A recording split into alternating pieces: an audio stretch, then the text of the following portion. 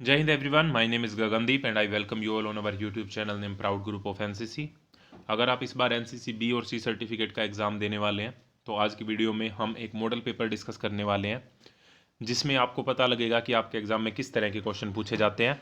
और दूसरा, जो क्वेश्चन आपके एग्ज़ाम में पूछे जाएंगे तो बहुत सारे क्वेश्चन इसमें से आपको एज इट इज़ आपके एग्ज़ाम में देखने को मिलेंगे, तो वीडियो को ध्यान से देखें।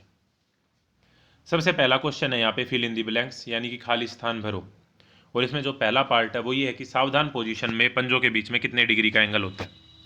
तो जब भी सावधान पोजीशन होती है, अटेंशन जिसको हम बोलते हैं इंग्लिश में, तो उसमें आपको पता है कि एडी मिली हुई होती है और पंजे खुले हुए होते हैं, तो उसके बीच में एक कोण बनता है, एक एंगल बनता है और वो बनता है एंगल 30 डिग्री का। Very important question. Next is drill की स्थापना। तो ड्रिल की स्थापना कहाँ पे हुई थी? जर्मनी में हुई थी। किसने की थी? जर्मन ड्रोल ने की थी। कब हुई थी? 1666 में हुई थी। नेक्स्ट क्वेश्चन है यहाँ पे एनसीसी में कदमों की रफ्तार कितने कदम प्रति मिनट होती है। तो ये क्वेश्चन अधूरा है, यहाँ पे पूछा जाएगा कि तेज चल में कितनी होती है या धीरे चल में कितनी होती है या फिर दुगनी चाल में कितनी होती है। तो अगर पूछते हैं कि धीरे चल, स्लो मार्च, तो उसमें होते हैं 60 कदम प्रति मिनट। अगर पूछे तेज चल यानी कि क्विक मार्च तो 120 कदम प्रति मिनट। और अगर डबल मार्च तो 180 कदम प्रति मिनट। वेरी इंपॉर्टेंट क्वेश्चन है, ध्यान रखना आपको। एनसीसी की स्थापना कब हुई थी? एनसीसी की स्थापना 1948 के अंदर हुई थी। और ड्रिल जो होती है वो टोटल दो प्रकार की होती है, ओपन ड्रिल और क्लोज ड्रिल। इसी वीडियो में मैं आपको ये भी बताऊंगा कि आप इसकी पीडीएफ को फ्री ऑफ कॉस्ट किस तरह से डाउनलोड कर सकते हैं, तो वीडियो में जुड़े रहे। नेक्स्ट क्वेश्चन यहाँ पे है कि what are the aims of drill. Drill के उद्देश्य बताओ। तो ड्रिल के उद्देश्य है अनुशासन की भावना को विकसित करने के लिए, to inculcate the discipline among the cadets, दिखने में स्मार्टनेस व असर को सुधारने के लिए, to improve the bearing and smartness, आत्मविश्वास पैदा करने के लिए, to inculcate the confidence in the cadets, and आदेशों को तत्काल और अंतर्निहित आज्ञाकारिता की गुणवत्ता को विकसित करने के लिए। मतलब जो भी ऑर्डर, जो भी कमांड किसी भी कैडेट को दी जा रही है तो वो उसे तत्काल और अच्छे तरीके से एग्जीक्यूट कर सके, उसके लिए ड्रिल कराई जाती है। ये ड्रिल के उद्देश्य होते हैं, एम्स होते हैं। Next question is write difference between the break off and dispersal, यानी कि विसर्जन और लाइन तोड़ में अंतर लिखो। तो ब्रेक ऑफ जिसको हम विसर्जन बोलते हैं, that means that is only break. मतलब आप ड्रिल कर रहे हैं और ड्रिल के बीच में आपको कुछ समय के लिए ब्रेक चाहिए तो उसको हम ब्रेक ऑफ बोलते हैं, या फिर हम लाइन तोड़ बोलेंगे। लेकिन जो डिस्पर्जल होता है, विसर्जन, विसर्जन का क्या मतलब होता है? विसर्जन वो होता है कि जब आपकी ड्रिल खत्म हो गई, यानी कि अब आप घर पे जा रहे हैं, छुट्टी होगी एक तरीके से अगर हम नॉर्मल लैंग्वेज में बोलें, तो उसको हम विसर्जन बोलते हैं, उसको हम डिस्पर्जल बोलते हैं। ठीक है। और ब्रेक ऑफ लाइन तोड़ होता है। विसर्जन परेड की समाप्ति को दर्शाता है। ड्रिल के समापन के लिए अधिकृत अधिकारी को सलामी दी जाती है। लाइन तोड़ कुछ समय के लिए ब्रेक को दर्शाता है। ठीक है। नेक्स्ट है यहाँ पे write 5 things that we should take care in attention position, कि सावधान पोजीशन में हमको किन किन 5 बातों का ध्यान रखना चाहिए। तो सबसे पहले तो बात एडी मिली हुई होनी चाहिए, यानी कि एडी साथ में हो। एंगल जो बनेगा वो कितने डिग्री का बनेगा? 30 डिग्री का। सबसे पहला क्वेश्चन था। आंखें बिल्कुल सामने होनी चाहिए, घुटने सीधे होने चाहिए, घुटने मुड़े हुए नहीं होने चाहिए, बाजू सीधे नीचे की तरफ खिंची हुई होनी चाहिए, और शरीर का वजन जो है वो दोनों पंजों पर और एड़ियों पर समान रूप से होना चाहिए। ये बातों का हमको ध्यान रखना है। नेक्स्ट हमारा है वेपन ट्रेनिंग। वेपन ट्रेनिंग से रिलेटेड आपके एग्जाम में क्वेश्चन पूछे जाते हैं। सबसे पहला यहाँ पे है फिल इन दी ब्लैंक्स, खाली स्थान भरो, कि 7.62 mm SLR की कारगर रेंज कितनी होती है। तो 275 मीटर, और गज में पूछे तो 300 गज। 7.62 mm SLR, SLR आपको पता है SLR की फुल फॉर्म होती है self loading rifle. 7.62 mm SLR की मैगजीन में राउंड कितने आते हैं? तो 20 आते हैं। अगर पूछें कि .22 में राउंड कितने आते हैं तो 5 आते हैं। SLR में पूछे तो 20 आते हैं। LMG में पूछे तो 30 आते हैं। LMG की फुल फॉर्म कितनी होती, क्या होती है? LMG की फुल फॉर्म होती है लाइट मशीन गन। .22 राइफल की कारगर रेंज कितनी है? तो 25 गज होती है .22 की। 7.62 mm LMG, LMG मैंने बताया आपको लाइट मशीन गन कितने बड़े भागों में खुलती है? तो 5 भागों में खुलती है। 7.62 mm LMG का वजन कितना होता है? तो 5.1 किलोग्राम होता है भरी हुई मैगजीन के साथ में। अब हमको सही गलत बताना है, तो सही गलत यानी कि राइट रोंग या फिर ट्रू फॉल्स। सबसे पहला यहाँ पे .22 डीलक्स राइफल की लंबाई 45 इंच होती है। नहीं, डीलक्स की जो लंबाई होती है वो 43 इंच होती है, तो ये गलत है।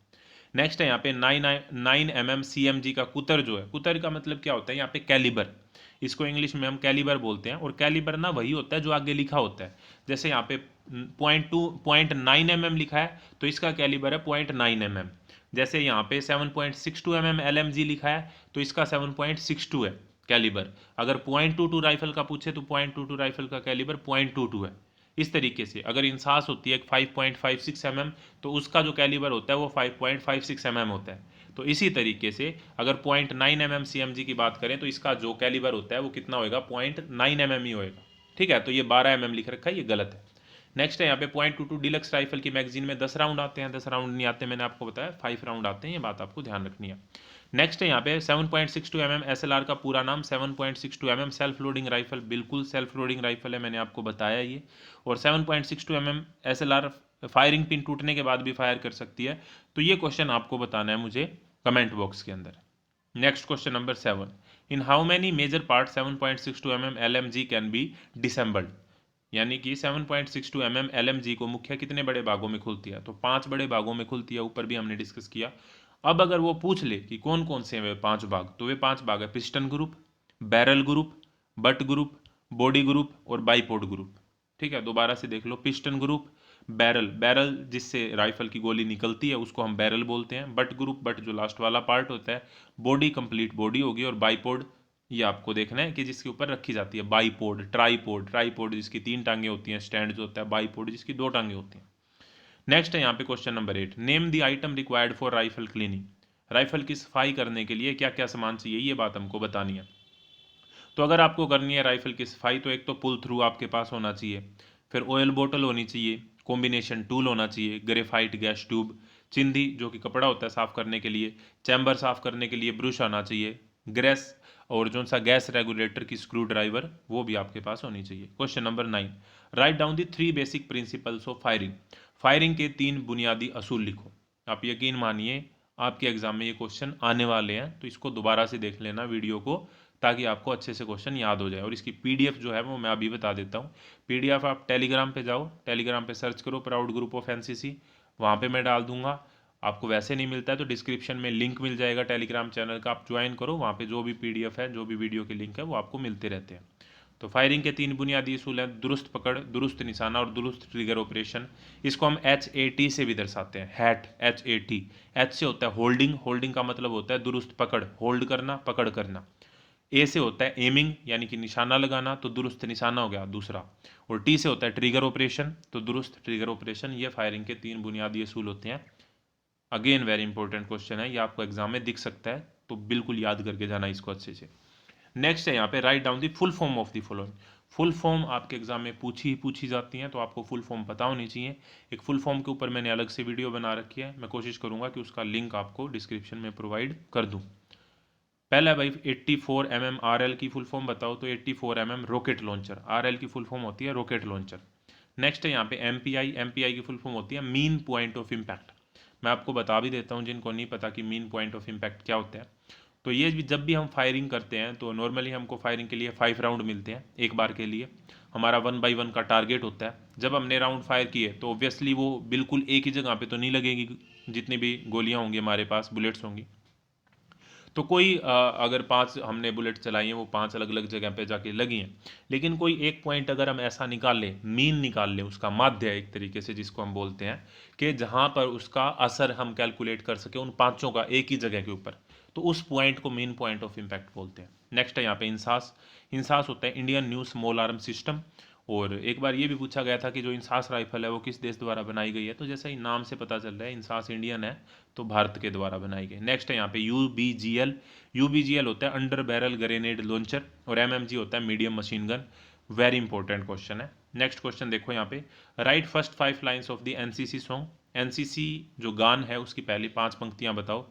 तो हम सब भारतीय हैं, ये भारतीय नहीं है भाई, यहाँ पे भारतीय लिख लेना, हम सब भारतीय हैं, अपनी मंजिल एक है, हाँ हाँ हाँ अपनी मंजिल एक है, और हम सब भारतीय हैं, ये स्टार्टिंग की 5 लाइन है। एग्जाम में क्वेश्चन कई बार ये पूछ लिया जाता है कि जो एनसीसी सॉन्ग है वो किसके द्वारा लिखा गया है, तो एनसीसी सॉन्ग जो है वो सुदर्शन फाकिर जी के द्वारा लिखा गया है। वेरी इंपॉर्टेंट क्वेश्चन है, अगेन आपको ध्यान रखना है। नेक्स्ट है यहाँ पे, how many directorate are there in NCC, तो एनसीसी नेशनल कैडेट कोर जिसकी फुल फॉर्म है, इसकी टोटल 17 डायरेक्टरेट है, और एनसीसी का जो हेडक्वार्टर है वो दिल्ली के अंदर स्थित है, ये आपको पता होगा। तो ये कुछ 1 से लेके 12 तक हमने क्वेश्चन डिस्कस किए हैं। आगे हम नेक्स्ट क्लास के अंदर डिस्कस करेंगे राष्ट्रीय एकीकरण, यानी कि नेशनल इंटीग्रेशन और अवेयरनेस। वेरी इंपॉर्टेंट टॉपिक है। तो आगे भी आपको वीडियो मिलती रहे तो चैनल को सब्सक्राइब कर लेना और टेलीग्राम पे ज़रूर ज्वाइन कर लेना, क्योंकि वहाँ पे आपको पता लगता रहेगा। इस तरह की और वीडियो के लिए जुड़े रहिए proud group of NCC YouTube channel के साथ। नेक्स्ट वीडियो तक जय हिंद, जय Bharat. Thank you very much.